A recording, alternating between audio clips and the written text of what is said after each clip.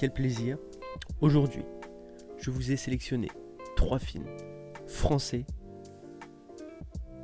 qui ont fortement inspiré les Américains. Quand je dis fortement inspiré, je te dis remake. Quelque chose qu'on aurait aimé ne pas voir, tout simplement. 3 films qui ont super bien marché en France. Et quand ça marche, les Américains, qu'est-ce qu'ils aiment faire? C'est prendre l'idée et le refaire à leur sauce. Certes, ces films, c'est pas des classiques pour tout le monde, mais c'est des films qui sont rentrés dans le temps et qui, aujourd'hui, tu peux encore les regarder. Tu vois ce que je veux dire? Premier exemple, Les Visiteurs.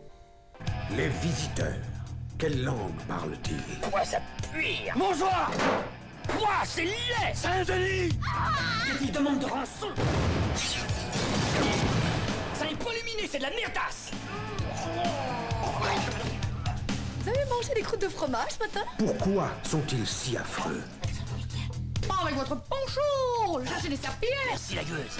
Tu es un laidron mais tu es bien De bon. Jean-Marie Poiré avec Jean Reno et Christian Clavier, sorti en 1993, a été repris à la sauce américaine. Déjà, il faut savoir que Les Visiteurs, en France, ça a été un réel succès. Il a fait à peu près 13 millions d'entrées en 1993, mais son remake américain Just Visiting ne connaîtra pas le même succès. C'est qui ces deux-là? Les visiteurs.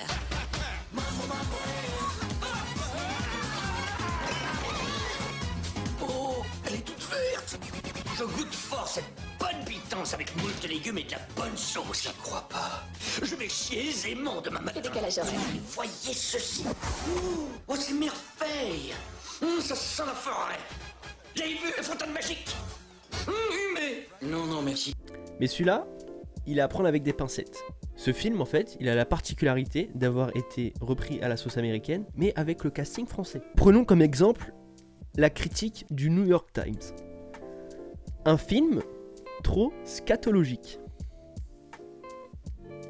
Tu vois un petit peu où on veut en venir, quoi. C'est-à-dire que ce film, c'est de la merde, quoi. En gros, pour être plus clair. Pas du tout apprécié. Faut savoir que déjà, quand tu prends un film comme Les Visiteurs, qui a l'humour, quand même, bien français, à variante beauf, ne plaira pas forcément aux Américains, qui n'ont pas forcément le même humour que nous. Mais ils ont tenté. Et ils se sont dit, on va tenter, on va faire venir le réalisateur français. Peut-être que lui saura transcrire l'humour français en humour américain. Sauf qu'il faut savoir qu'aux États-Unis, le producteur, lui, il a ce qu'on appelle le Final Cut. Et là, le Final Cut, il a changé pas mal de choses. Déjà, le nom des personnages. Jean Reno, dans la version française, qu'on connaît sous le nom de Godefroy de Montmirail, devient Thibaut de Malfette. Bon, jusque-là, ça va. Mais Christian Clavier, qui était Jacouille la fripouille, devient René le pâté. Pourquoi pas? Pourquoi pas? À la limite, ça peut encore passer.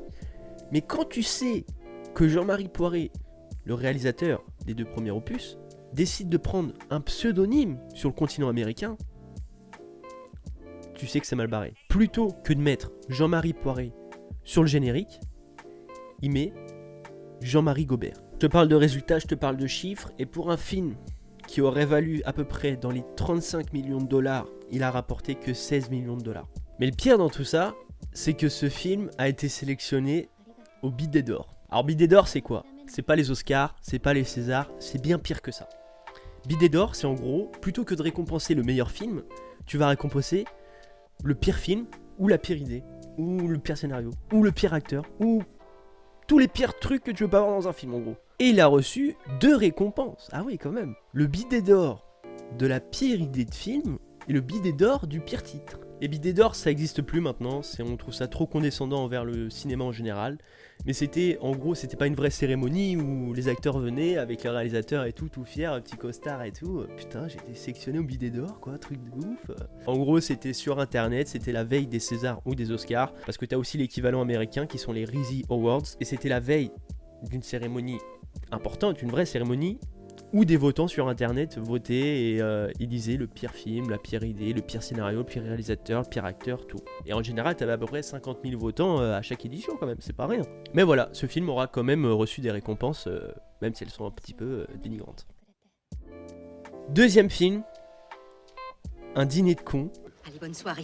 Et tâchez d'être brillant, hein. Le temps ne fait rien à l'affaire quand on est con. Un dîner de cons. Vous ne connaissez peut-être pas le principe. Chaque invité amène un con. Oui, il est là, oui.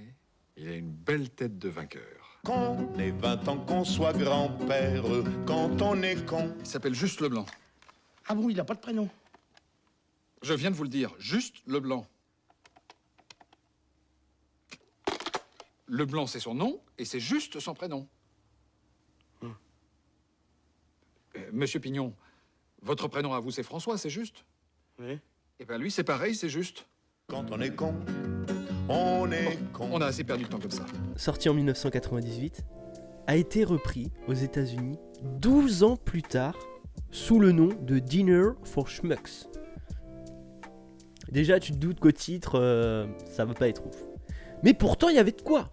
Il y avait de quoi. Sincèrement, il y avait de quoi. Les deux hommes qui remplacent le fameux Jacques Villeray et Thierry Lhermitte. On nous propose un Steve Carell, quand même, et un Paul Rudd. À la limite, tu te dis, bon, peut y avoir un délire et tout, et t'as une attente, t'as une envie de voir ce film. Mais le problème, c'est qu'un dîner de conf, c'est pareil.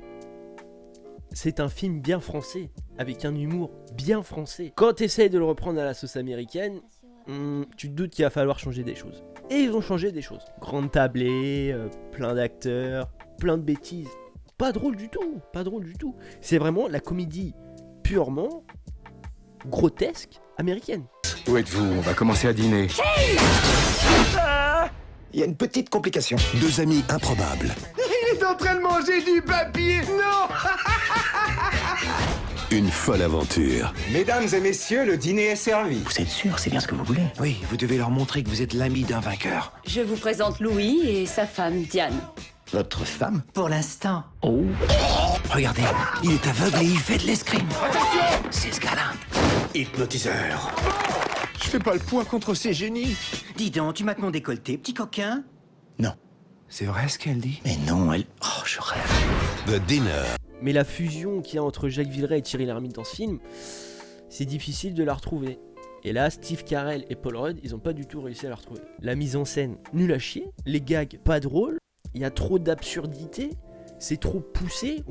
On essaye de trop pousser au rire, alors que c'est pas drôle. Enfin, c'est un ensemble en fait, qui fait que ça a pas eu la popularité que les Américains auraient aimé avoir. Faut dire que le film, il a coûté environ 70 millions de dollars. Nous, on n'a pas mis 70 millions d'euros dans un dîner de con, hein, je te rassure. Et ils ont récupéré 73 millions. Quand tu fais un film à 70 millions, tu t'attends pas à récupérer que 3 millions derrière. Et malheureusement, ça n'a pas marché du tout. Je vous ai gardé le meilleur pour la fin. Parce que celui-là, c'est un classique. Que tu le veuilles ou non, c'est un classique. Tu l'as forcément vu. Que ce soit le 1, le 2, le 3, le 4, le 5. J'en dis déjà beaucoup. Daniel, ça passe pas là. Mais si. Alors les bavaroises, ça marche? Toujours en tracteur? Je m'excuse pour la dernière fois, mais comme un con, j'avais oublié le frein à main, c'est pour ça que j'avançais pas. Je te parle.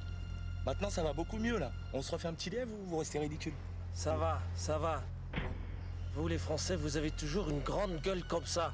Viens donc avec moi sur l'autoroute, on va voir. Je t'ai vexé là. Je vais te faire exploser ta Peugeot. Je t'ai vexé là. Non, je suis désolé. Vraiment, je suis désolé. Allez, tiens, je te redonne une chance, mais ce coup-là, je vais pas parier gros parce que je commence vraiment à avoir des scrupules à te prendre ton pognon aussi facilement. Tiens, ma poule. 10 balles. Tu vas payer pour ton insolence. Au mieux être insolent que ridicule. Taxi. Il est repris à la sauce américaine sous le nom de New York Taxi. Faut savoir que ce film sort 6 ans après l'original, réalisé par Gérard Pires et produit par Luc Besson. Mais qui de mieux pour remplacer Sami Nasseri et Frédéric Diffenthal dans la version américaine? Dans le rôle de Sami Nasseri, on décide de prendre Queen Latifah. En gros, c'est comme si tu prenais Diams et que tu la mettais dans le rôle de Vin Diesel dans Fast and Furious. Tu t'attends au pire. Mais dans le rôle de Frédéric Diffenthal, on prend quand même Jimmy Fallon. Le mec décide quand même de quitter le SNL durant toute la durée du tournage pour être tranquille. Il aurait peut-être pas dû. He lives in New York City. 36 and Broadway. Step on it. You jumped in the right cab today. I don't usually stop for white guys. My way of balancing the universe.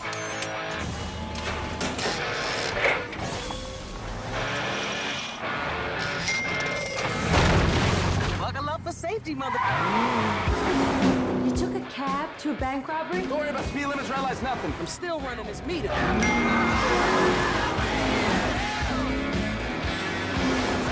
Keep driving, keep driving.